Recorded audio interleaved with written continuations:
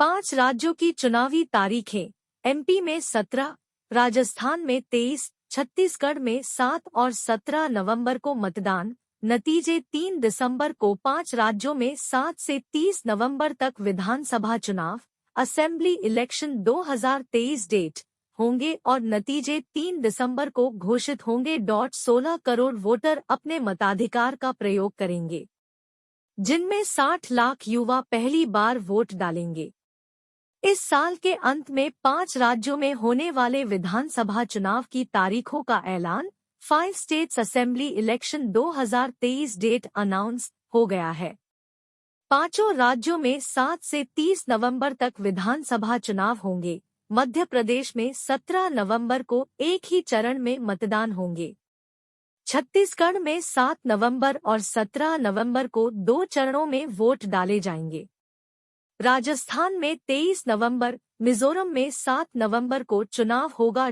तेलंगाना में 30 नवंबर को वोट डाले जाएंगे। 3 दिसंबर को वोटों की गिनती होगी। राजस्थान में 23 नवंबर को होगा मतदान। राजस्थान में विधानसभा की 200 सीटों के लिए 23 नवंबर को मतदान होगा और मतों की गिनती 3 दिसंबर को की जाएगी। चुनाव आयोग के मुताबिक राजस्थान में चुनाव की अधिसूचना 30 अक्टूबर को जारी होगी और उम्मीदवार 6 नवंबर तक नामांकन दाखिल कर सकेंगे। 7 नवंबर को नामांकन की जांच होगी और नामांकन वापस लेने की आखिरी तारीख 9 नवंबर होगी। मुख्य चुनाव आयुक्त राजीव कुमार ने कहा कि राजस्थान में 23 नवंबर को मतदान होगा और मतगणना 3 दिसंबर को की जाएगी।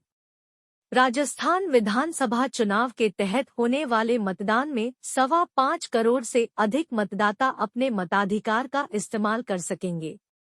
राजस्थान में मुख्य मुकाबला कांग्रेस और भारतीय जनता पार्टी भाजपा के बीच होता है।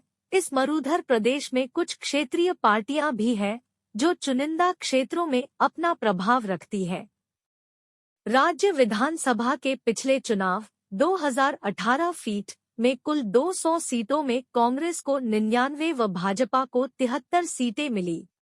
अलवर जिले की रामगढ़ विधानसभा सीट पर बसपा प्रत्याशी के निधन के बाद चुनाव स्थगित कर दिया गया, जो 28 जनवरी को हुआ। इसमें भी कांग्रेस ने बाजी मारी। अशोक गहलोत ने 17 दिसंबर 2018 को मुख्यमंत्री पद की शपथ ली। राजस्थान में अभी तक न तो भाजपा ने ही और न ही कांग्रेस ने किसी उम्मीदवार की घोषणा की है।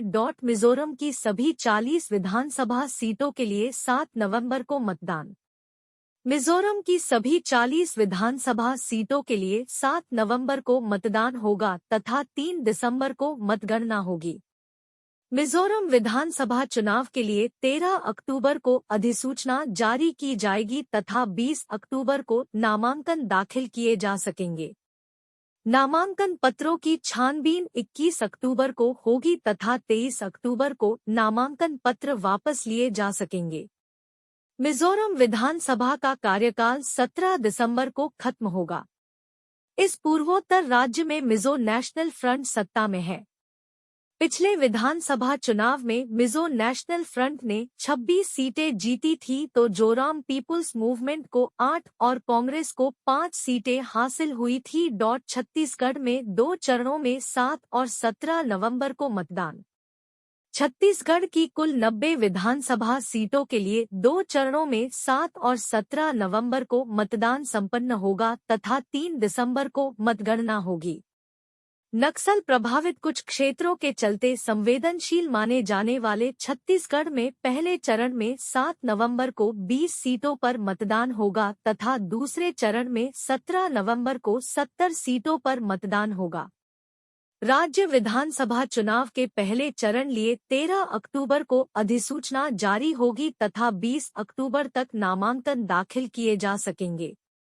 पहले चरण में नामांकन पत्रों की जांच 21 अक्टूबर को की जाएगी तथा 23 अक्टूबर तक नामांकन वापस लिए जा सकेंगे।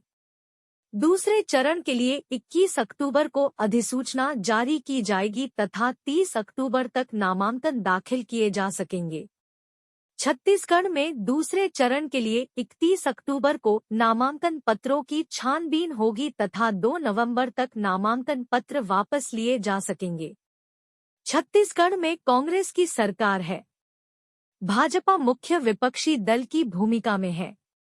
राज्य में 2018 में हुए पिछले विधानसभा चुनाव में कांग्रेस ने 68 सीटें जीतकर 15 साल बाद सत्ता में वापसी की थी। भाजपा को 15 सीटें हासिल हुई थी। अकेले छत्तीसगढ़ में 2 चरणों में चुनाव होगा, बाकी सभी 4 राज्यों में एक ही चरण में वोटिंग होगी। 5 राज्यों में 16 करोड़ वोटर अपने मताधिकार का प्रयोग करेंगे, जिनमें 8 करोड़ से ज्यादा पुरुष मतदाता और 7.8 करोड़ महिला मतदाता है। 60 लाख युवा पहली बार वोट डालेंगे। 5 चुनावी राज्यों में 679 विधानसभा सीटें हैं। सभी राज्यों में महिलाओं का वोट प्रतिशत पहले से बढ़ा है। वोटर लिस्ट 17 अक्टूबर को जारी की जाएगी। 23 अक्टूबर तक इसमें सुधार किया जा सकेगा। मध्य प्रदेश की 230 सदस्यीय विधानसभा के आगामी चुनाव के लिए 17 नवंबर को मतदान होगा और मतों की गिनती 3 दिसंबर को होगी। आयोग के मुताबिक मध्य प्रदेश चुनाव के लिए अधिसूचना 21 अक्टूबर को जारी होगी और नामांकन की आखिरी तारीख 30 अक्टूबर होगी।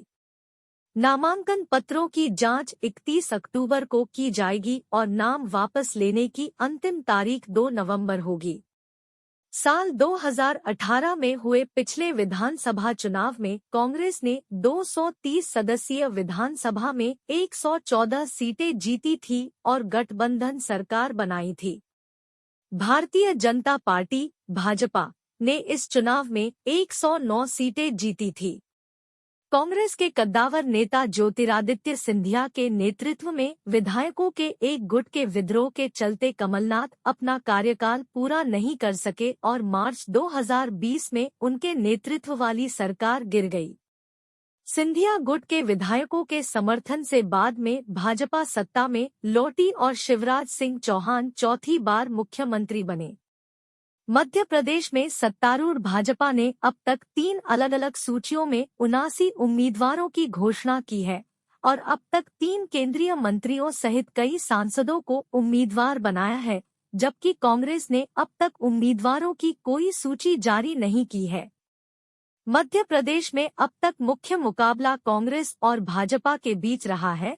बहुजन समाज पार्टी, समाजवादी पार्टी के साथ क्षेत्रीय दल गोंडवाना गणतंत्र पार्टी का भी प्रदेश के अलग अलग इलाकों में प्रभाव है। इस बार के विधानसभा चुनाव में आम आदमी पार्टी भी ताल ठोकने को तैयार है और उसने अब तक 39 सीटों पर उम्मीदवारों की घोषणा की है। विपक्षी गठबंधन इंडिया के 2 प्रमुख सदस्य आप और कांग्रेस ने अभी तक यह तय नहीं किया है कि वे मप्र चुनाव में गठबंधन सहयोगी के रूप में चुनाव लड़ेंगे या नहीं। तेलंगाना में सभी 119 विधानसभा सीटों के लिए 30 नवंबर को मतदान। तेलंगाना में 119 विधानसभा सीटों के लिए एक चरण में 30 नवंबर को मतदान होगा तथा 3 दिसंबर को मतगणना होगी। राज्य विधानसभा चुनाव के लिए 3 नवंबर को अधिसूचना जारी होगी तथा 10 नवंबर तक नामांकन दाखिल किए जा सकेंगे। तेलंगाना में नामांकन पत्रों की छानबीन 13 नवंबर को की जाएगी तथा 15 नवंबर तक नामांकन वापस लिए जा सकेंगे। राजीव कुमार ने बताया कि तेलंगाना में सभी 119 विधानसभा सीटों के लिए 30 नवंबर को मतदान होगा और 3 दिसंबर को मतगणना होगी। तेलंगाना में भारत राष्ट्र समिति (बीआरएस) की सरकार है। कांग्रेस और भारतीय जनता पार्टी उसे चुनौती देने का प्रयास कर रही हैं। राज्य में 2018 में हुए पिछले विधानसभा चुनाव में बीआरएस तत्कालीन टीआरएस ने 88 सीटें जीतकर अपनी सत्ता बरकरार रखी थी। कांग्रेस को 19, एआईएमआईएम को 7 सीटें हासिल हुई थी। भाजपा को सिर्फ 1 सीट से संतोष करना पड़ा था।